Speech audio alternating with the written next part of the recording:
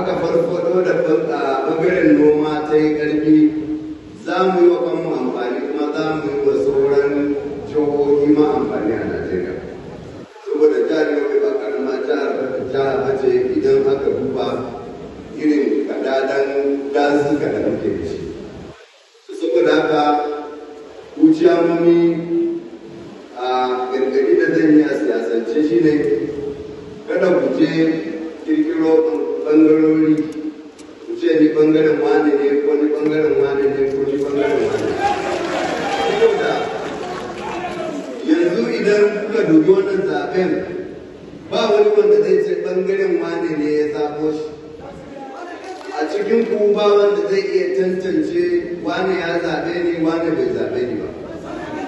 Dukkan ɗan jam'iyyar APC mai ƙaunar APC mai so ci gaban jam'iyyar APC da mai ƙaunar ƙaramar hukumar da jiha da Najeriya ya je ya kaɗa maka kuri'a amma baka san shi ba.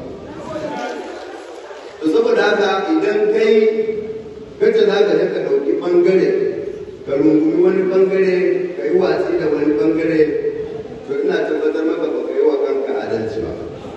Kuma siyasa ne ban taɓa ganin inda aka ci riban siyasa a ɓangare ba.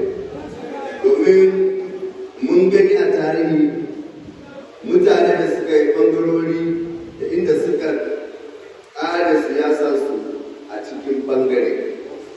Saboda haka babu abin da yake kawo nasara da sauƙi a harkar siyasa kamar haɗin kai da jan juna a ciki tare. Duk yadda mutum yake yi in ka ga mutum ko zagin ka yake yi dalilin da ya sa yake zagin ka kana sama da shi ne, da kana kasa da shi ne ba zai zage ka ba. Kuma kai ya za a rage maka zunubinka sai an zage ka. Yanzu duk wanda ya zo ya yi fatiya a gabanka in malami ne zai ci Allah ya karya makiya. Kai baka san su ba.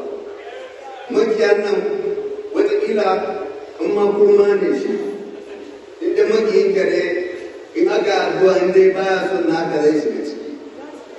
Saboda haka kada ka damu da wani ya zage ka yanzu kai ciyaman ne, wani ya zage ka kai kansila ne. Ya ci gaba da zagin ka kai ka ci gaba da nasara. Domin in kana tsoron zagi kar ka shiga siyasa. Kuma in kana tsoron zagi kar ka shiga kasuwa ka zama attajiri. Idan kana tsoron zagi kar ka zama basarake kar ka nemi sarauta. Idan kana tsoron zagi kada ka zama komai ka kwanta a gidanka.